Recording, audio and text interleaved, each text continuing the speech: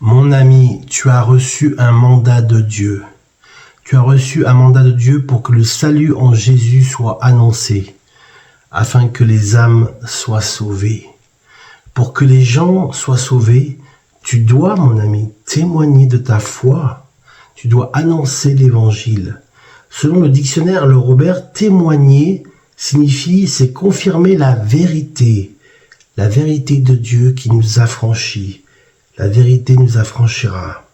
La valeur de quelque chose par des paroles ou simplement par ses actes. Des paroles et des actes. Amen. Dans son existence même. En recevant le Saint-Esprit à travers la nouvelle naissance. Une nouvelle création. Plus sous la condamnation. Nous sommes devenus des témoins de Jésus. Des témoins de son amour, de son sacrifice, de sa rédemption, de sa gloire. Notre vie sur terre doit attester que Jésus existe. Jésus est vivant, il est vraiment ressuscité à Pâques. Amen. Nous sommes la preuve de son existence, de sa vie éternelle. Amen. Le mandat de témoigner de Christ. Nous avons reçu un mandat de Dieu pour être ses témoins, être ses ambassadeurs sur la terre. Dans Actes au chapitre 1 au verset 8 de la Bible du Semeur, « Mais le Saint-Esprit descendra sur vous, vous recevrez un autre consolateur, sa puissance et vous serez mes témoins à Jérusalem, dans toute la Judée et la Samarie, et jusqu'au bout du monde, jusqu'aux extrémités de la terre. » En quittant cette terre, le Seigneur Jésus nous a confié une mission, un mandat, annoncer son royaume. Nous ne sommes pas tous appelés à être pasteurs, évangélistes ou prophètes, ou docteurs ou apôtres. Certains sont même appelés à sortir des quatre murs de l'Église pour remplir la mission que Dieu leur a confiée dans la rue. Dans la rue. Car Jésus a annoncé la parole dans les rues, en Samarie, en Judée, dans toutes les contrées où il s'est rendu. Cela dit, peu importe ce que nous faisons ou nous sommes appelés à faire, selon les desseins parfaits de Dieu, E-I-N-S, nous sommes tous des témoins du Christ et de son amour et de sa vie durant son témoignage remarquable, exceptionnel, unique dans l'histoire de l'humanité. Il y a une multitude d'appels, mais le but ultime de Dieu, c'est que chaque personne qui a reçu un appel puisse y répondre favorablement. C'est les souhaits de Dieu pour nos vies. Amen. Nous avons souvent tendance à délaisser cette mission et à mettre cette charge sur le dos des pasteurs et des évangélistes. Ils ont bon dos, n'est-ce pas? Or, Jésus n'a jamais dit que c'était aux leaders spirituels de prêcher la bonne nouvelle. Il parlait aux disciples. Toi, mon ami, tu es un disciple de Jésus, ou tu vas en devenir un, amen, grâce au témoignage que je te fais, que je te donne, et je t'annonce l'évangile en ce moment, à l'heure où je te parle. Acte 10, 22, dans la parole de Dieu, ils lui répondent, « Nous venons de la part de Corneille, un officier romain. C'est un homme droit qui adore Dieu, et tous les Juifs disent du bien de lui. Un ange de Dieu est venu lui donner ce conseil, « Fais venir Pierre dans ta maison et écoute ce qu'il va te dire. » Mes amis, écoutez la parole de Dieu, écoutez la vérité. Jésus a dit, je suis le chemin, la vérité et la vie. Nul ne vient au Père que par moi, que par lui. Jésus n'est pas un guide spirituel, Jésus n'est pas un prophète, Jésus est le Fils de Dieu. Alors comment témoigner de Jésus-Christ autour de soi? Parfois nous avons la volonté, mais nous ne savons pas nécessairement comment être véritablement témoin de Christ. Comment faire, comment nous pouvons témoigner de deux manières. La première, par nos fruits, notre comportement. Comme je l'ai mentionné au début, notre vie doit attester que Jésus existe bien et qu'il est bel et bien vivant. Et il est assis à la droite du Père pour l'éternité. Amen. Pour montrer aux païens cette vérité, nous devons nous-mêmes être à Christ, appartenir à Christ. Amen. Dans son cœur, dans le secret de son cœur. Amen. C'est-à-dire que nous devons manifester son caractère, sa vie, suivre son exemple et l'imiter en toutes choses. Amen. C'est pourquoi nous devons lire et mériter constamment la Bible, parce qu'au travers d'elle, nous pourrons mener une vie qui plaît au Seigneur, qui plaît à Dieu. Amen. Marcher par la foi, vivre par la foi, aller de grâce en grâce et de gloire en gloire. Pas pour notre mérite, pas parce qu'on mérite, pas parce qu'on est meilleur que les autres, mais parce que Dieu nous fait grâce. Dieu fait grâce. Amen. La parole de Dieu est le mode d'emploi de la vie chrétienne. Nous ne devons pas négliger cette nourriture essentielle qu'est la parole, car nous pouvons nous alimenter. Notre corps a besoin d'alimentation, de nourriture, et notre âme, nos pensées, notre cœur a besoin aussi de nourriture spirituelle. Ne vivez pas que pour la nourriture qui périt, mais vivez aussi pour la nourriture qui subsiste, pour la vie éternelle. Amen. Deuxièmement, il faut évangéliser par nos paroles.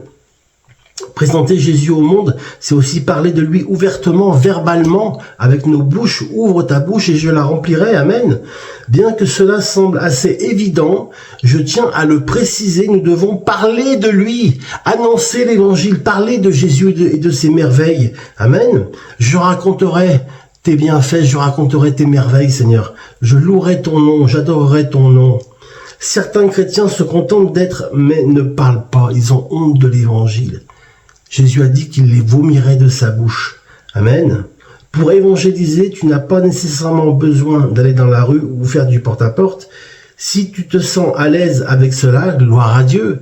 Mais tu peux aussi parler à tes proches, à tes amis, à ta famille, à tes voisins. Nous avons tous des personnes autour de nous, sans Jésus, qui ne connaissent pas l'amour de Dieu et ne connaissent pas le plan divin de Dieu pour leur vie. Et si jamais ce n'est pas le cas, c'est le temps pour nous, pour toi mon ami, pour toi, de côtoyer des non-croyants. Le Seigneur le faisait constamment, il mangeait avec eux, avec les gens de mauvaise vie. Il les visitait, tout son possible pour passer du temps, il faisait tout son possible pour passer du temps avec eux. Parce que Jésus n'est pas venu pour les bien portants et les riches, il est venu pour les malheureux et les pauvres. Amen. Attention, le but n'est pas de ressembler aux païens, mais de leur apporter Jésus. Qu'il puisse être transformé par l'action du Saint-Esprit, qu'il puisse naître de nouveau. Amen. Identifier là où il y a un besoin. Évangéliser, c'est aussi imposer les mains aux malades. C'est imposer les mains, amen, afin que les malades soient guéris à travers les réseaux sociaux en tant que gagneur d'âme, Sam Family, en tant que gagneur d'âme, en tant que vraiment, je fais tout pour la gloire de Dieu. Je ne fais rien pour moi, je ne mérite rien, je suis un pécheur. Nous devons aller là où se trouvent les âmes. Les âmes se trouvent sur le net. Il faut aller sur le net et j'espère de tout mon cœur être un influenceur chrétien français qui annonce l'évangile par la puissance du Saint-Esprit, par l'autorité que Dieu m'a donnée. Amen. Pour aller évangéliser sur le net, il faut se préparer un minimum dans la prière, le jeûne et la prière, au travers de l'intercession. Demander au Seigneur la force qui vient. La force est en Christ, le courage, mais aussi qu'il puisse toucher les cœurs des personnes vers qui il t'a envoyé, il m'a envoyé, mon ami. Dans Marc au chapitre 16 et au verset 17 et 18, et ceux qui croiront, voici comment ils montreront la gloire de Dieu. En mon nom, ils chasseront les esprits mauvais. Au nom de Jésus, ils parleront des langues nouvelles. Ils pourront prendre des serpents dans leurs mains. Et s'ils boivent du poison, cela ne fera pas de mal. Ils poseront les mains sur la tête des malades et les malades seront guéris. Croyez en Dieu, croyez en moi. Croyez dans ces paroles s'accomplissent maintenant. Parce que Dieu nous a donné un mandat pour évangéliser, pour témoigner, annoncer le salut en Jésus pour le salut des âmes. Et les âmes seront sauvées. Continuez dans la fraction du pain, dans l'intercession, dans le jeûne et la prière. Et soyez abondamment bénis. Va dépeupler l'enfer, mon ami. Choisis Dieu pour le service, pour le servir de tout ton cœur, de toute ton âme, de toute ta force, de toute ta pensée. Crois en Dieu et persévère dans la prière. Mes amis, bonjour. Voici ce que l'apôtre Paul, a enseigné à son disciple Timothée. Nous lisons dans Timothée au chapitre 1 et au verset 18 et 19. Timothée, mon enfant, je te confie cette recommandation conformément aux paroles prophétiques qui t'ont été prononcées autrefois à ton sujet. Que ces paroles soient ta force dans le bon combat que tu as et que tu auras à livrer contre les forces du mal, contre l'ennemi de ton âme. Amen. Timothée, garde la foi et une bonne conscience. Que tu aies une bonne conscience, ne perds pas la foi, mais garde-la. Quelques-uns ont refusé d'écouter leur conscience et ont causé ainsi le naufrage de leur foi chrétienne. Amen. Je m'adresse à vous tous qui m'écoutez, qui me regardez. Quelques-uns diront, l'apôtre Paul, n'ayant pas écouté leur conscience, ont provoqué le naufrage de la foi chrétienne, de leur foi chrétienne. Un naufrage, qu'est-ce que c'est? C'est l'interruption dramatique d'un voyage, le pèlerinage terrestre, la vie en abondance avec Jésus avant notre départ pour la patrie céleste. Perdre la foi, c'est donc un échec, c'est une catastrophe. Et lors d'un naufrage, il y a différentes raisons qui peuvent être la source du naufrage. L'apôtre Paul dira que quelques-uns ont refusé d'écouter leur âme et conscience. Ils ont perdu la foi et ont causé ainsi le naufrage de la foi. Certaines personnes affirment une foi sauvée, toujours sauvée. Quand on est sauvé, on est toujours sauvé. Non, ce n'est pas juste. Ce n'est pas ce que la Bible dit. J'aimerais vous dire ce matin que ce n'est pas vrai. Est-ce que cela veut dire que nous vivons dans l'incertitude permanente de notre salut? Non. L'Esprit de Dieu atteste à notre esprit que nous sommes enfants de Dieu, que nous appartenons à Christ. Amen.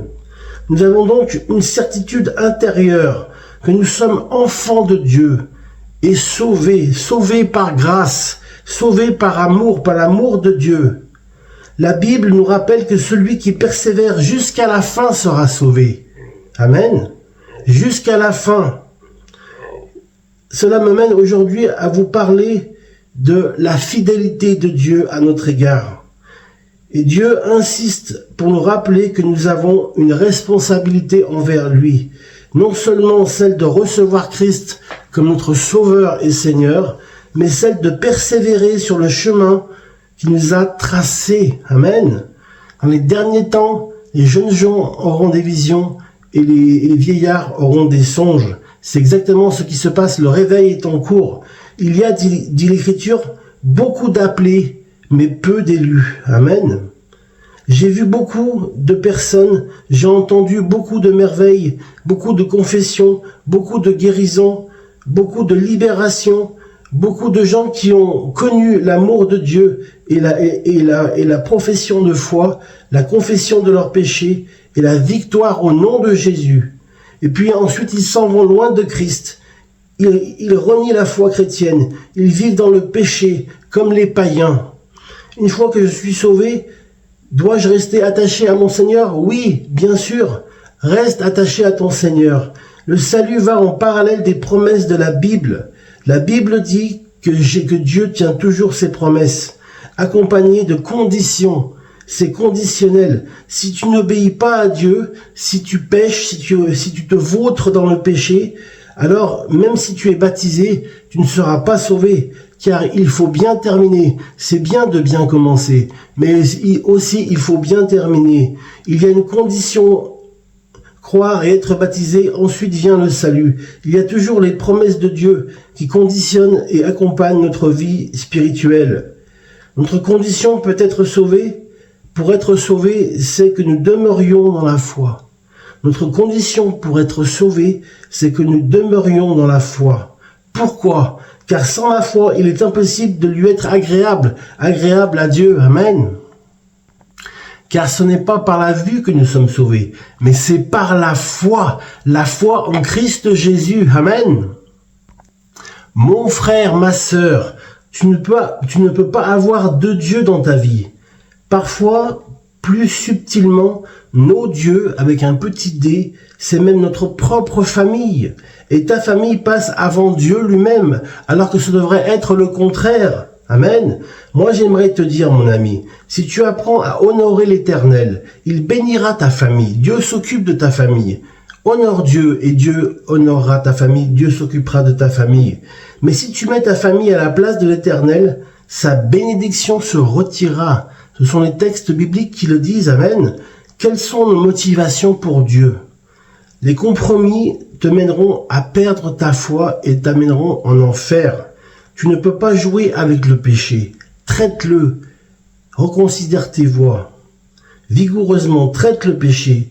Demande pardon à Dieu, sans lui laisser l'incapacité de s'installer dans ta vie et dans ton corps et dans ton esprit et dans tes pensées. Il est dit dans Luc au chapitre 8, ceux qui est tombé parmi les épines, ce sont ceux qui, ayant entendu la parole de Dieu, s'en vont et laissent étouffer par les soucis, les richesses et les plaisirs de la vie et ne portent point de fruits, qu'il vient de la maturité spirituelle. Amen. Vous savez ce qui est terrible avec ces croyants-là? C'est que vous les avez pendant un temps avec vous à Christ dans l'église. Parfois pendant 5, 8 ans, 10 ans. Les épines grandissent pas d'un coup. Elles grandissent progressivement. Ceux qui sont au bord du chemin, les oiseaux viennent, ils mangent et puis c'est fini. La foi est perdue. Ils ont perdu leur foi en leur âme et conscience par les compromis qu'ils ont bien voulu avoir avec le diable, avec les richesses, avec le péché. Amen.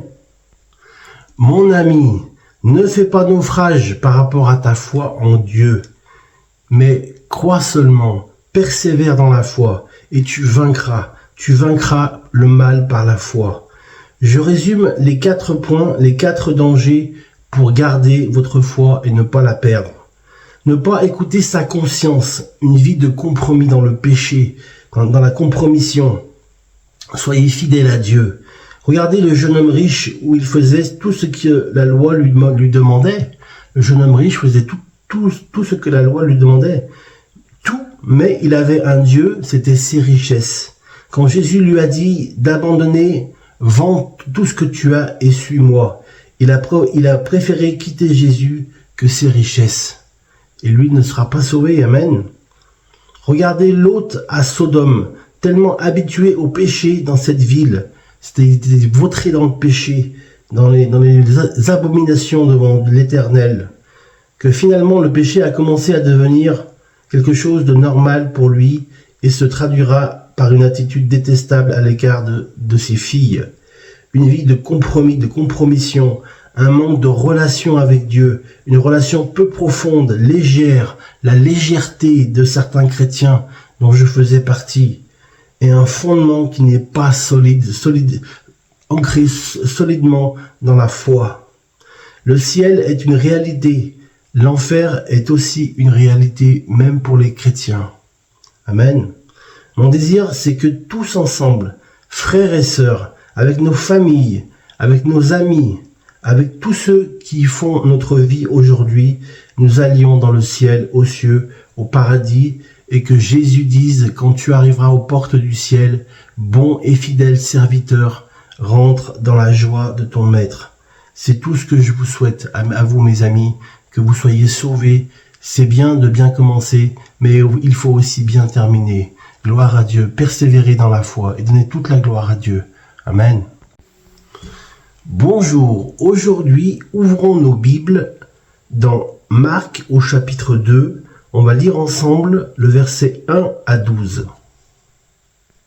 C'est l'histoire du paralytique qui passe par la fenêtre de toit avec 4 amis à lui, 5 personnes qui passent par la fenêtre de toit à la rencontre de Jésus. À ce moment-là, Jésus revint à Capernaum.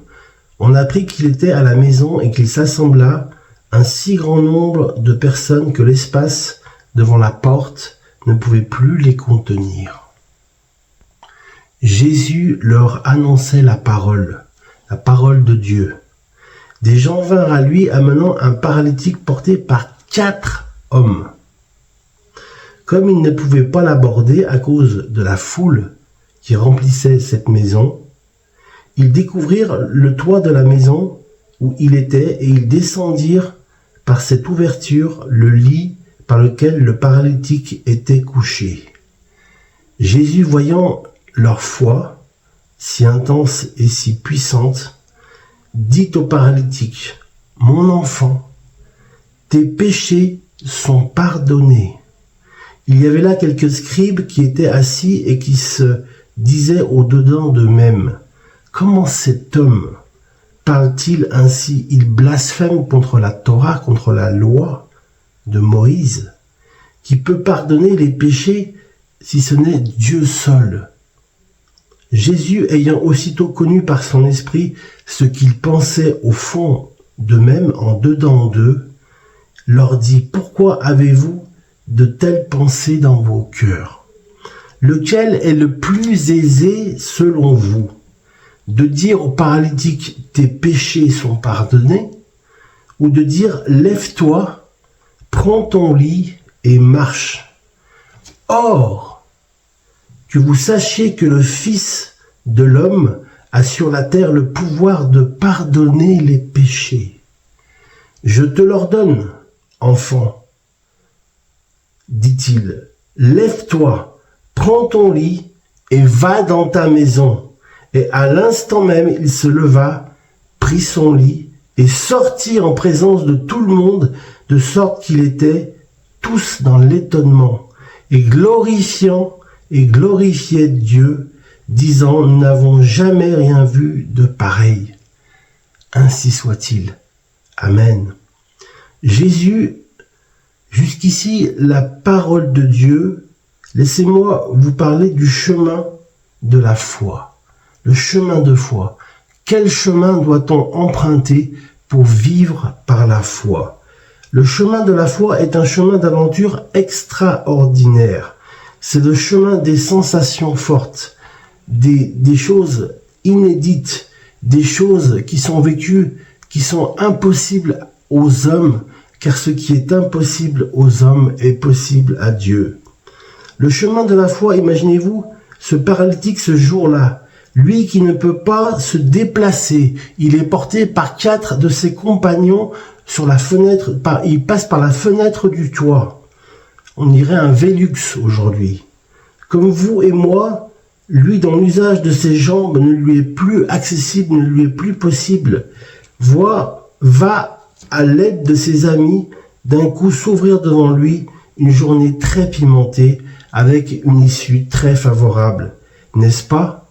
Ce jour-là, je ne sais pas, mais il était allongé comme toujours dans sa maison sur ce brancard. On a envie de dire, et là, du piment va s'installer dans sa vie. Il va aller rencontrer Jésus. Alléluia. Et il ne va pas aller rencontrer Jésus par n'importe quel moyen. Il va passer par un toit, par une fenêtre de toit. Fallait-il déjà y penser? Rien n'a arrêté ces 5 personnes réunies. Vous êtes d'accord avec moi? La foule était partout. Il y avait une grande foule, elle était nombreuse. Mais eux sont allés jusqu'au bout de leurs idées. Ils sont allés, je dirais, jusqu'au bout de leur foi en Jésus. Il fallait qu'ils rencontrent Jésus, qu'ils voient Jésus et que Jésus pardonne les péchés de ce paralytique. Il n'avait pas à le guérir, mais il a dit, c'est le temps que je te pardonne tes péchés. Tes nombreux péchés te sont pardonnés. Amen. Et parfois nos vies sont similaires à cette histoire. Et ma vie est comme celle du paralytique. Je porte un fardeau et je porte mon péché. Je porte mon Égypte depuis plus de 30 ans. Et j'ai besoin du pardon de Jésus. J'ai besoin que Jésus me pardonne. Parce qu'il ne suffit pas de... Jésus guérit nos maladies, mais aussi il pardonne nos péchés. Amen. Et parfois nos vies sont similaires à cette histoire, comme je le disais. Passer par le toit n'a rien de classique. Est-ce que vous êtes d'accord avec moi? Qui est déjà passé par le toit pour aller rencontrer un ami? Non. Voilà, c'est bien ce que je me disais. Et quand je méditais sur ce message, ça m'a rappelé un souvenir d'il y a quand même quelques années maintenant. C'était au sport d'hiver. J'avais environ 20 ans. Je me débrouillais pas trop mal en ski alpin. Donc, avec mon frère, on faisait du ski, avec mon cousin Jean-Jacques aussi. Et donc, j'avais pris le téléphérique Et donc le téléski, pour monter tout en haut de la montagne, c'était dans la région de Megève, de Flumet, en Savoie. Et donc j'ai décidé de faire un mur en chousse. En chousse, c'est-à-dire c'est tout droit, on tire tout droit. Donc j'ai la montagne, j'ai descendu à fond, et il y avait un angle mort sur ma droite, et j'ai voulu serrer tout droit pour aller direct en bas de la descente. Et là, il y avait une dame qui était là, et je l'ai percutée de plein fouet. Et donc je me suis fait très mal, je me suis fait une fracture du scaphoïde. C'est ici là, c'est ce qui est entre la main et l'avant-bras. Ce n'était pas opérable. J'ai eu un plâtre pendant trois semaines, et donc à la fin on m'a dit c'est bon. Et donc il y a quelques années j'ai fait un scanner du scaphoïde, et donc c'est mal consolidé. Il faudrait me réopérer. Moi je n'ai pas voulu. Donc j'ai gardé des séquelles toute ma vie de cet accident de ski. Et encore aujourd'hui, j'ai des rhumatismes l'hiver, et parfois j'ai des douleurs vives dans le scaphoïde. Mais je n'ai décidé de ne pas me faire opérer. Donc à cause de mon inconscience et de ma prise de risque, je l'ai payé cash. Car mon bras droit m'empêche de faire le basculement de la main au tennis de table. Ce qui fait que mon lancer de balle n'est pas valable, n'est pas juste. Et si Dieu ne m'avait pas gardé ce jour-là, ma vie aurait pu basculer par un accident plus grave, avoir une commotion cérébrale. Mais le Seigneur m'a gardé. Amen. J'aimerais, en terminant, qu'on regarde ensemble dans Matthieu 7 au chapitre 13, ce qui nous est dit sur le chemin de la foi. Entrez par la porte étroite, car large est la porte, spacieux est le chemin qui mène à la perdition. Et quand on se vautre dans le péché, il y en a beaucoup qui entrent par là. Mais étroite est la porte resserrée, le chemin qui mène à la vie éternelle, et il y en a peu qui les trouvent. Amen. Le chemin pour hériter du royaume de Dieu, du royaume des cieux, est étroit, mon ami. Et également, le chemin de la foi est un chemin risqué et imprévisible. Mon désir et le désir de Dieu pour ta vie, c'est que tous ensemble, frères et sœurs, amis du net, avec nos familles, nos parents, ceux que l'on aime, nous allions dans le ciel, au paradis. Et je souhaite qu'aucun ne périsse, pas plus que Dieu ne le souhaite. Que Dieu vous bénisse, mes amis. Gardez la foi, persévérez dans la fraction du pain et du vin, et aimez le Seigneur comme lui vous aime. Soyez bénis. Amen.